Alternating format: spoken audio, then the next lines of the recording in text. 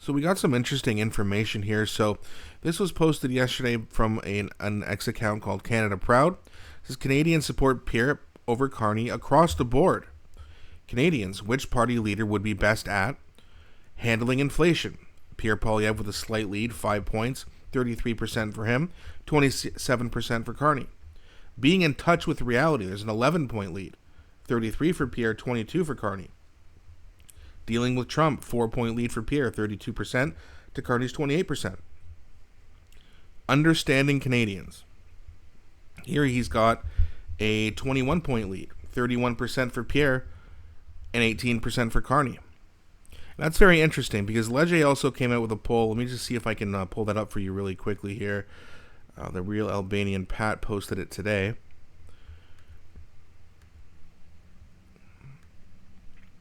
So it says at the top here, federal Liberals and Tories now in a dead heat, new poll indicates. Okay, well, let's have a look at this.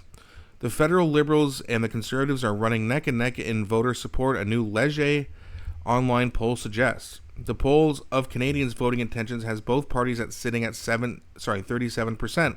It shows a drop of 6 points for the Conservatives and a 7% jump for the Liberals since February 24th, while the NDP is down to 11%. Leger surveyed 1,500 Canadians between March 7th and March 10th, which means the poll wrapped up just over after Liberals picked Mark Carney as the new party leader and Prime Minister designate. Because the poll was conducted online, it can't be assigned a margin of error. Interesting.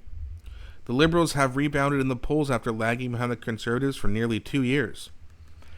But Canadians are still hungry for change. The poll suggests more than half of Canadians, 53%, want a change of government in the next election. So Wyatt Claypool has talked a lot about this on his channel, The National Telegraph, where he says that right now, because the Liberals are excited, they seem motivated, they're a little bit hyped up, you're going to see some recency bias. So when you see a poll that says 37% tie, like a dead heat, but 53% want change, that tells you that we're seeing just a massive amount of recency bias in these polls right now. Andrew Enns, Leger Executive Vice President for Central Canada, said the movement in voting intentions and the cross-current of issues that Canadians are grappling with are unprecedented. He said U.S. President Donald Trump's tariffs and threats to make Canada the 51st state have captured the attention of Canadians. It's triggered a lot of emotions, anger, frustration, disappointment, shock, and so that, I believe, is having an impact on changing perceptions because of this change in U.S. relations. He said, it's changed in a bit of terms of what we're asking of our political leadership now in the country. The emergency of Carney, so-called emergence, a former governor of both the Bank of Canada and the Bank of England, has given Canadians a new political option to evaluate. Obviously, given the economic situation, he's an interesting character. Right. Now, that being said, is Carney going to have this uptick? Sure. But this whole, it's tied in the polls and all these people who were done voting with the Liberals not long ago, a lot of people, even the guys and girls who listen to this channel, have said things like, I voted Liberal, never again. Mark Carney is not going to bring every single person back to the Liberals. He's just not. Not to mention, Leger also came out with this very information that I showed from the Canada Proud post. Leger did the same post. So they're seeing that the Canadians trust Pierre Poilievre way more on most important issues. But somehow it's a dead heat in the polls. It's likely going to be response bias. That's likely what's happening. But like we saw in the States, when Joe Biden dropped out, or was forced out, and they got Kamala Harris, what happened in the polls? All of a sudden, you're seeing this surge, and, I don't know if Trump's going to win now. Well, what happened? The polls coming out showing Texas was going to go blue, and Iowa was going to go blue. It was a landslide. Kim Campbell surged in the polls when she was in there for a very short period. She replaced the conservative leader. The polls were showing that she was closing in. She got absolutely massacred. Polls can be very, very, very strange, especially in very strange times. But I do firmly believe that once people get out there and vote, you're going to see a massive conservative win. Not as big as of a majority as I would have hoped for or liked or thought was going to happen just a few months ago.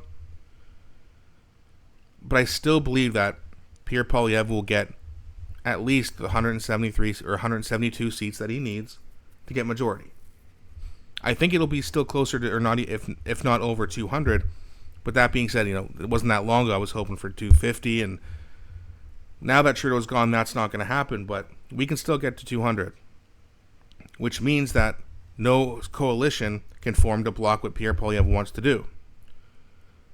Unless the Senate wants to overreach, but I don't see that happening because it would be so obvious that in our so-called democracy, the people who get voted in, which the Senate is not, would have no control, right? So the Senate's not just going to overpower Pierre Poilievre on everything he does. That doesn't make sense, at least strategically.